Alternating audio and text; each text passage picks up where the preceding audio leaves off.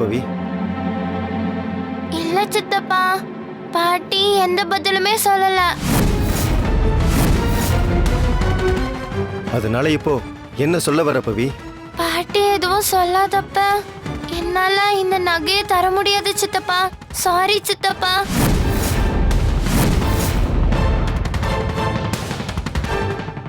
போதுமா போதுமாடா உனக்கு? இப்பவாது இவளை பத்தி புரிஞ்சுக்கிட்டியா? டேய், அவளுக்கு இந்த நகையை கொடுக்கறதுல துளி கூட விருப்பம் இல்லடா. அதனாலதான் இப்ப வந்து பாட்டி கண்ணை காட்டல விரல் அசைக்கலன்னு கதை விட்டுட்டு இருக்கா. இல்லம்மா, நானும் கொடுத்தாடுனேன், நான் பார்த்தேம்மா. பாட்டி எந்த பதிலும் சொல்லலம்மா.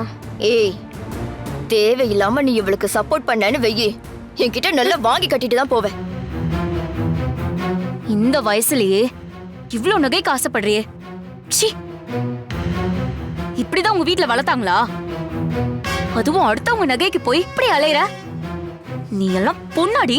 எனக்கு ஒண்ணும் அந்த நகை மேல எல்லாம் ஆசை கிடையாது. அப்ப அதை குடுக்கறதுல உனக்கு என்னடி கஷ்டம்? பாட்டி கொடுக்கணும்னு சொல்லவே இல்லையே. ஏ பவி, பாரு, எங்க பொறுமைக்கும் ஒரு எல்லை உண்டு. அதை நீ ரொம்ப சோதிக்கிற. ஏதோ சின்ன பொண்ணா இருக்கேன் தான் ரொம்ப பொறுமையா இதை டீல் பண்ணிக்கிட்டு இருக்கேன். 2 நிமிஷம் ஆகாது, உன் சம்மதம் இல்லாமலே அந்த நகையை எடுத்துட்டு போ. எனக்கு தெரியும். ஒழுங்கா நீயே போய் அந்த நகையை எல்லாத்தையும் எடுத்துட்டு வந்து கொடுத்துரு. இல்லைன்னு வச்சுக்க, நான் மனுஷனா இருக்க மாட்டேன். பார்த்துக்க. மாமா மாமா, நீங்க இருங்க, நான் பேசிக்கிறேன். பவி, நீ ஒரு விஷயத்தை நம்புறேன்னு சொன்ன, நானும் அதுக்கு மரியாதை கொடுத்து அலோவ் பண்ணேன். அதே மாதிரி கம்பெனியை மீட்டு கொண்டு வரணும்னு இங்க எவ்வளோ பேர் போராடுறாங்க. அதுக்கு நீ மரியாதை கொடுக்கணும்ல, அதுதானே கரெக்டு. எனக்கு புரியுது சித்தப்பா. பாட்டி இதுக்கு சரின்னு சொல்லிருந்தா நான் இந்நேரம் எல்லாத்தையும் உங்ககிட்ட கொடுத்துருப்பேன். அவங்களே சொல்லாம நான் எப்படி கொடுக்க முடியும்? ஏங்க, அவ சொன்னதே சொல்லிட்டு இருக்கா, நீங்க என்னமோ அவகிட்ட போய் கெஞ்சிட்டு இருக்கீங்க. ஏய், இங்க பாருடி, ஒழுங்கா அந்த நகையெல்லாம் எங்க இருக்குன்னு நீயே சொல்லிடு. இல்லைன்னா இன்னைக்கு நடக்கிறதே வேற. போ, இதுக்கு மேல எல்லாரும் உன்கிட்ட கெஞ்சிட்டு இருக்க முடியாது. மரியாதையா போய் நகை எடுத்து கொடுத்துடு.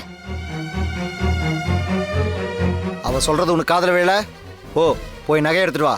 பிரச்சனை என்னன்னு தெரியாம கடுப்பேத்திக்கிட்டு இருக்கேன்.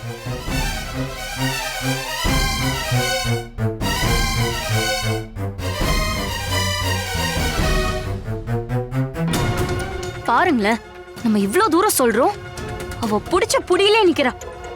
ஏய், இப்ப நீ நகையை கொண்டு வந்து தரியா இல்லையாடி? இல்ல சித்தி, பாட்டி. ஏ பவி,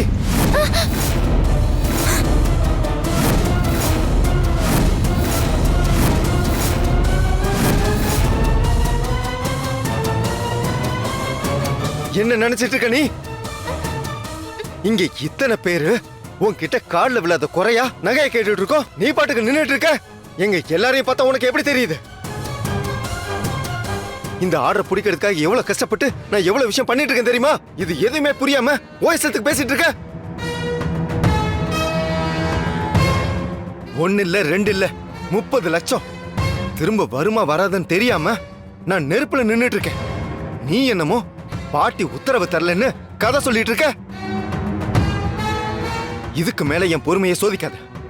ஒழுங்கா போய் நகையை கொண்டு வந்து கொடுத்துரு. அவ்வளவுதான் சொல்லிட்டேன்.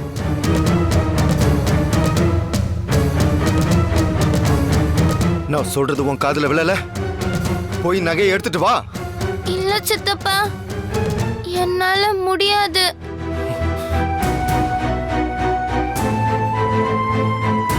பாட்டி சொல்லாத எந்த விஷயத்தையும் நான் செய்ய மாட்டேன். என்ன மன்னிச்சிருங்க.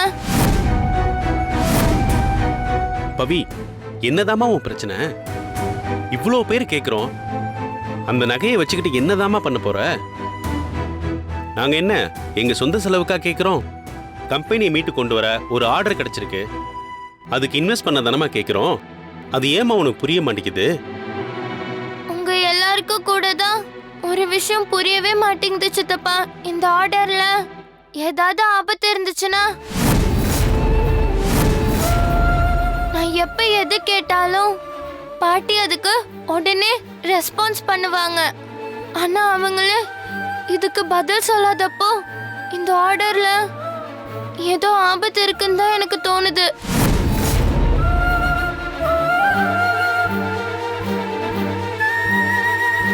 இதனால கம்பெனிக்கு பெருசா நஷ்டம் வரும்னு கூட பாட்டிக்கு தெரிஞ்சிருக்கலாம். அதுக்காக கூட அவங்க நகையை கொடுக்க சரின்னு சொல்லாம இருந்திருக்கலாம். அப்படி ஒண்ணு நடந்தா என்ன பண்றது சொல்லுங்க? ஏய், என்ன நீ விட்டா பேசிட்டே போற? இத்தனை வருஷமா பிசினஸையும் கம்பெனியும் பார்த்துட்டு இருந்த எனக்கு நஷ்டம் வருமா லாபம் வருமான்னு தெரியாதா? உன் வயசுக்கு மீறி பேசிட்டு இருக்க. அது உனக்கு நல்லதில்ல, இந்த வீட்டுக்கும் நல்லதில்ல. நான் இந்த வீட்டோட நல்லதை யோசிக்கிறதால தான் இப்படி பேசுறேன். உங்களுக்கு தான் அது புரிய மாட்டேங்குது. நீங்க கண்ணை மூடிட்டு இந்த ஆர்டர்னால லாபம் வரும் நம்பிட்டு இருக்கீங்க. ஆனா இதுல ஏதாவது ஆபத்து இருக்கான்னு நீங்க யோசிக்கவே இல்லை. அதுதான் உண்மை. நீங்க யாரு என்ன சொன்னாலும் என்னால அந்த நகையை தர முடியாது சித்தப்பா. இதுதான் என் முடிவு. நான் இதை மாத்திக்கவே மாட்டேன். என்ன சொன்ன?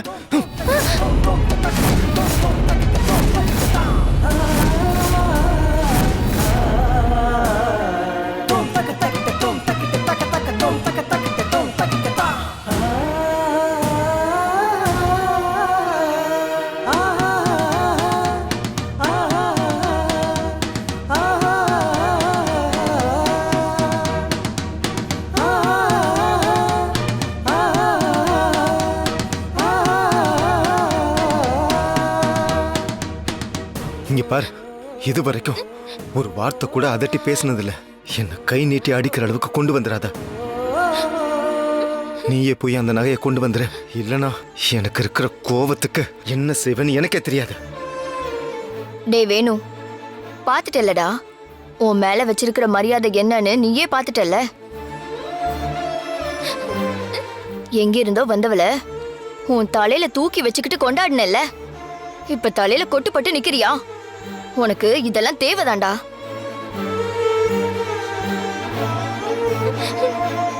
நீங்க எதுக்கு ஓங்குன கைய அப்படியே இறக்கிட்டீங்க? இந்த பேச்சு பேசுறா. இவ்வளெல்லாம் 4 இழு இழுத்திருக்கணும். ஆரம்பத்திலேயே அவளை அடிச்சு கொண்டு வர சொல்லியிருந்தா இப்ப நகையை கொண்டு வந்திருப்பா. சும்மா விட்டு வேடிக்கை பார்த்தோம்ல. எல்லாம் நம்ம தப்பு தான். சித்தப்பா, இந்த வீட்ல பாட்டிக்கு அப்புறம் என்ன இந்த குடும்பத்துல ஒருத்தரை ஏத்துக்கிட்டது நீங்க தான் சித்தப்பா. நீங்களே என்ன அடிக்க கை ஓங்கிட்டீங்கல்ல. பரவாயில்ல சித்தப்பா, நீங்க என்ன எவ்வளவு அடிச்சாலும் அதை நான் வாங்கிப்பேன். ஏன்னா எப்ப நீங்க உங்க பொண்ணு மாதிரின்னு சொன்னீங்களோ அப்பவே நானும் உங்களை என் அப்பா மாதிரி தான் பாக்குறேன். ஏதோ ஆபத்து வரப்போதோன்னு தோன்றப்ப அந்த நகையை கொடுக்க எனக்கு இப்பவும் மனசு வரல சித்தப்பா. இது நான் இந்த வீட்டோட நல்லதுக்கு தான் செய்யறேன்னு எனக்கு தெரியும். என்ன மன்னிச்சிடுங்க சித்தப்பா. ஏய் நில்லுடி.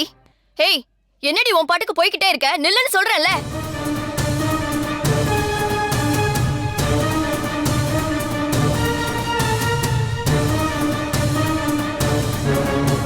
ஏவேனு, என்னடா இதெல்லாம்? அவ பாட்டுக்கு நகையை கொடுக்க முடியாதுன்னு கட்டன் ரைட்டா சொல்லிட்டு போயிட்டு இருக்கா. 3 கோடி ரூபா ப்ராஜெக்டா? இப்போ என்னடா பண்ண போறோம்?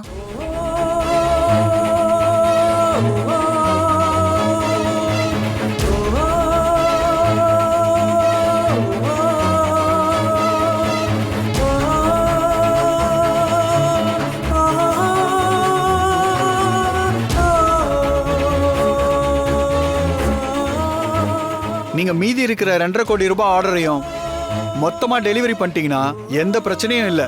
உங்களுக்கு வர வேண்டிய அமௌண்ட்டும் கரெக்டா வந்துடும். அப்படி இல்லைன்னா ஆர்டரை கேன்சல் பண்ணிக்கலாம். இதுதான் எங்க முடிவு. நீங்க யாரு என்ன சொன்னாலும் என்னால அந்த நகையை தர முடியாது சித்தப்பா. இதுதான் என் முடிவு. நான் இதை மாத்திக்கவே மாட்டேன்.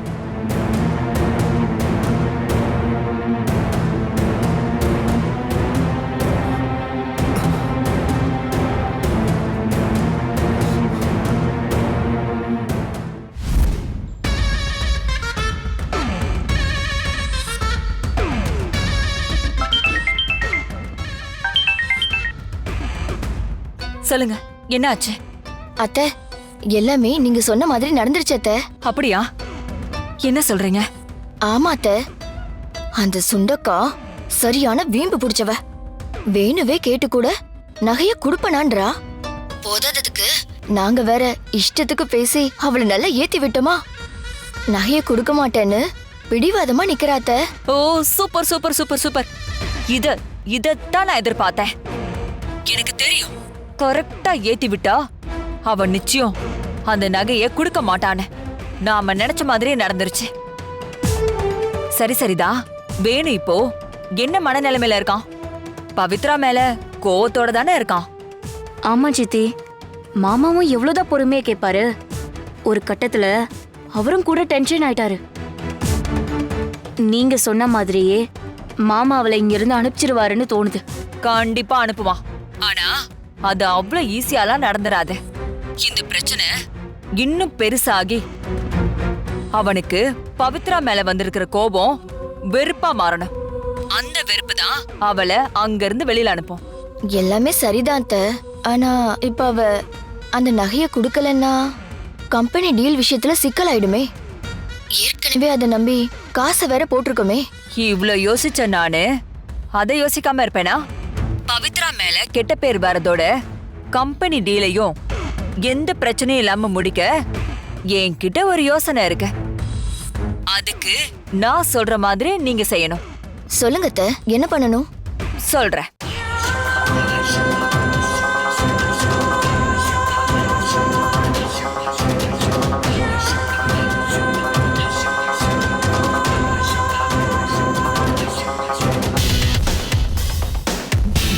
புரிஞ்சதுல? புரிஞ்சுது சித்தி. இத அப்படியே செஞ்சீங்கன்னா போதும். வேணுவுக்கு உங்க மேல நல்ல மதிப்பும் வரும், பவித்ரா மேல வெறுப்பும் வரும். கம்பெனி டீலும் ஓகே ஆகும். ஒரே அடியில இந்த மூணுத்தையும் நாம சாதிக்கிறோம். நம்மளோட பிளானே பவித்ராவை இங்க இருந்து விரட்டுறதுதான். நகை விஷயத்த பத்தி கவலைப்படாதீங்க. அவளே போயிட்டா ஆட்டோமேட்டிக்கா அந்த நகை உங்களுக்கு வரதானே போகுது. அதனால நான் சொல்றபடி செஞ்சிருங்க. சரி சித்தி, நீங்க சொன்ன மாதிரியே செஞ்சிரும். சரி போங்க போங்க.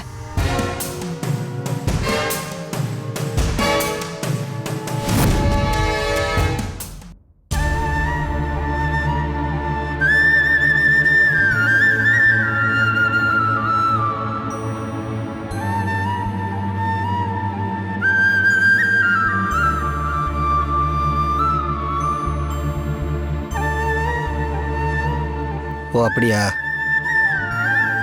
சரி இருங்க, அப்புறம் ஆரம்பிக்கலாம்.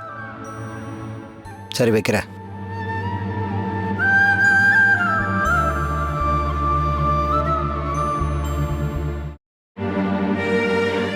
வேணு, ஃபேக்ட்ரியில் எப்போ ப்ரொடக்ஷன் ஆரம்பிக்க போகிறேன்னு கேட்குறாங்க. என்ன தான் பண்ண போகிறோம்? இப்படியே லேட் பண்ணிட்டு போனா கடைசியில் சொன்ன தேதியில் டெலிவரி பண்ண முடியாது வேணு. இப்போ என்ன பண்ணலான்ற முடிவில் இருக்க நீ?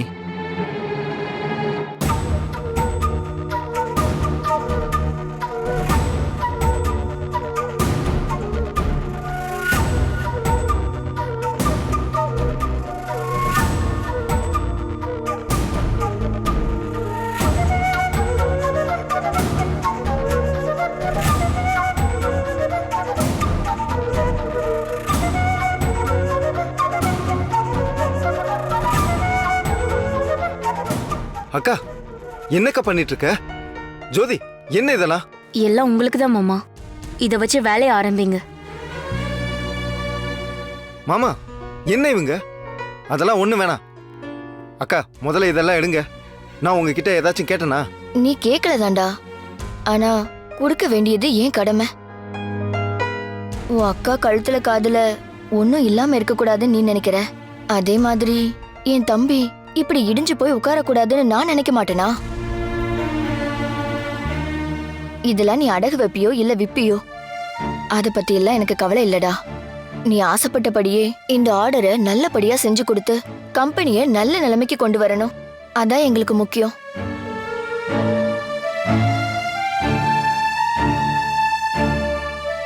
மாமா, அன்னைக்கு நீங்க என்கிட்ட இந்த வீட்டோட பத்திரத்தை கேட்டீங்கல்ல, இப்ப நானே தரேன். இத வச்சு கொட்டேஷனுக்கு தேவையான பணத்தை ரெடி பண்ணுங்க மாமா. நீங்களும் அண்ணனும் பணத்தை ரெடி பண்ண முடியாம கண்டவங்க கிட்ட எல்லாம் கெஞ்சிட்டு இருக்கிறத என்னால பார்த்துட்டு இருக்க முடியல.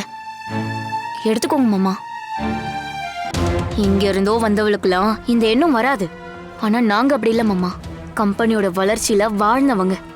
அந்த நன்றி எனக்கு எப்பவுமே உண்டு. ஏய், யோசிக்காதடா வேணும். இதை எடுத்துட்டு போய் முதல்ல வேலையை ஆரம்பி. கண்ட கழுதுங்க கிட்டலாம் கெஞ்சிட்டு இருக்கிறதெல்லாம் போதும். எடுத்துட்டு போ வேணும். ஏங்க, என்னங்க பாத்துட்டு இருக்கீங்க? இதெல்லாம் எடுத்துக்க சொல்லுங்க.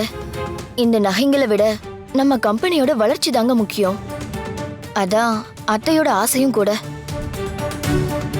வேணு, எடுத்துக்கப்பா.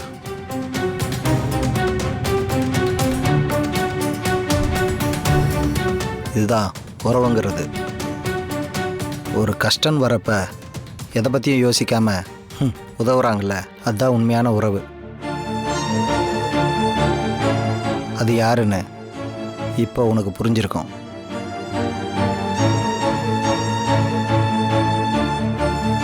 ஆமா வேணும், இதெல்லாம் வச்சு ப்ரொடக்ஷனுக்கு தேவையான பணத்தை ரெடி பண்ணு. நாளைக்கு லாபம் வந்த பிறகு இதெல்லாம் மீட் எடுக்க தானே போறோம். லேட் பண்ண வேண்டாம் வேணும், எடுத்துக்கோ. ரொம்ப தேங்க்ஸ்க்கா. ரொம்ப தேங்க்ஸ் ஜோதி. அட, நீ ஒருத்தன் யாரோ ஒருத்தருக்கு நன்றி சொல்ற மாதிரி எங்களுக்கு சொல்லிட்டு இருக்க. மத்தவங்கள மாதிரி எங்களுக்கு ஒன்றும் நடிக்க தெரியாது. ஆனா அதே நேரத்துல நம்ம குடும்பத்துக்கு ஒரு கஷ்டம்னு வர்றப்போ அதை பார்த்துட்டு சும்மா இருக்கவும் முடியாது. சரி சரி, நடந்தது கூட நல்லதுக்கு தான். இப்பயாவது யாரோட பாசம் அன்பெல்லாம் உண்மைன்னு உனக்கு புரிஞ்சுதே. போடா, முதல்ல போய் பணத்தை ரெடி பண்ணு. சரிக்கா.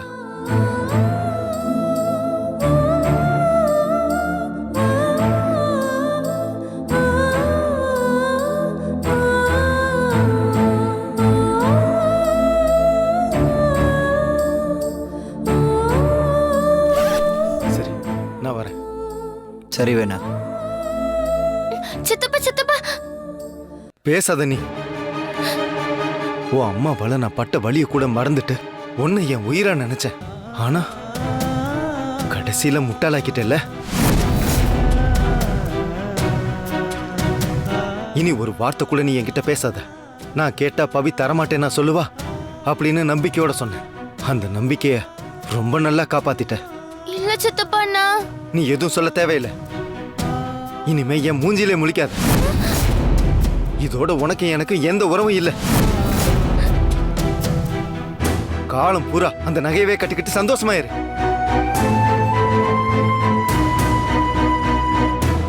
மாமா, நான் உடனே போய் ஃபைனான்சியரை பார்த்து பணத்தை ஏற்பாடு பண்ண சொல்றேன்.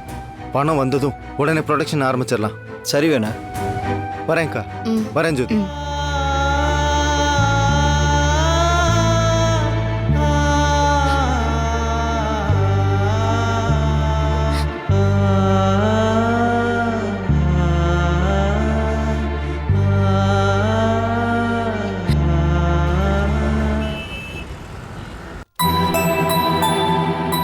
இது எங்களோட வீட்டு பத்திரம். இதோட சேர்த்து கொஞ்சம் ஜுவல்ஸும் கொண்டு வந்திருக்கேன். இதையெல்லாம் வச்சுக்கிட்டு நீங்க தான் எனக்கு தேவைப்படுற அமௌண்ட்டை கொடுத்து ஹெல்ப் பண்ணணும். சரி வேணும். உங்களுக்கு எவ்வளோ தேவைப்படுது? 3 கோடி ரூபாய்க்கு புது ஆர்டர் எடுத்திருக்கோம். அதுக்காக ரா மெட்டீரியல் வாங்க மற்ற செலவுன்னு பார்த்தா 2 கோடி ரூபாய் தேவைப்படும். 2 கோடியா? பெரிய அமௌண்டாச்சே வேணும். எனக்கு கிடைச்சிருக்க ஆர்டரும் பெரிய ஆர்டரு. அதை மிஸ் பண்ணக்கூடாதுன்னு தான் வீட்டு பத்திரத்தை அடமானம் வைக்க முடிவு பண்ணியிருக்கோம். நான் வேணா உங்களுக்கு ஒரு யோசனை சொல்லட்டுமா? சொல்லுங்க சார். அமௌண்ட்டு ரொம்ப பெருசுங்கிறதால இந்த பத்திரத்தை வச்சு லோன் வாங்குறது ரொம்ப கஷ்டம். அதுக்கு நீங்க பேசாம உங்க வீட்டை என் பேருக்கு எழுதி கொடுத்துருங்களேன். நீங்க என்ன வேலை சொல்றீங்களோ முன்ன பின்ன இருந்தாலும் நம்ம பேசி ஃபைனல் பண்ணிக்கலாம். என்ன சொல்றீங்க? வீட்டை எழுதி தர்றதெல்லாம் நடக்கிற காரியம் இல்லை சார். நீங்க இதை வச்சுக்கிட்டு இன்ட்ரெஸ்ட்டுக்கு லோன் தந்தாலே போதும். அதுல தானே சிக்கலே இருக்கு வேணும். ஏற்கனவே உங்களோடது நஷ்டத்துல போற கம்பெனி. இதுல எந்த நம்பிக்கையில வீட்டு பத்திரத்துல லோன் தர முடியும் சொல்லுங்க? அதுக்கு நீங்க பேசாம உங்க வீட்டை என் பேர்லயே கிரையம் பண்ணி கொடுத்துருங்க. நீங்க கேட்குற அமௌண்ட் கிடைச்சா போதும்ல. அதை வச்சுட்டு பிசினஸை நல்லா பண்ணுங்க. என்ன ஓகே தானே? யோசிக்காதீங்க வேணும். இப்போ நீங்கள் ஏதோ ஒரு அர்ஜென்ட்டில் இருக்கீங்க. இந்த மாதிரி நேரத்தில் யோசிச்சுட்டு இருந்தா எந்த பிரயோஜனமும் இல்லை. வேணும்னா உங்கள் வீட்டில் இருக்கவங்ககிட்ட கலந்து பேசுங்க. உடனே ரெஜிஸ்டர் பண்ணி பணத்தை கொடுத்துட்றேன். நீங்க மீதி இருக்கிற 2.5 கோடி ரூபாய் ஆர்டரையும் மொத்தமா டெலிவரி பண்ணிட்டீங்கன்னா எந்த பிரச்சனையும் இல்லை. உங்களுக்கு வர வேண்டிய அமௌண்ட்டும் கரெக்டா வந்துடும். அப்படி இல்லைன்னா ஆர்டரை கேன்சல் பண்ணிக்கலாம். இதுதான் எங்க முடிவு. இந்த நகைங்களை விட நம்ம கம்பெனியோட வளர்ச்சி தாங்க முக்கியம். அதான் அத்தையோட ஆசையும் கூட.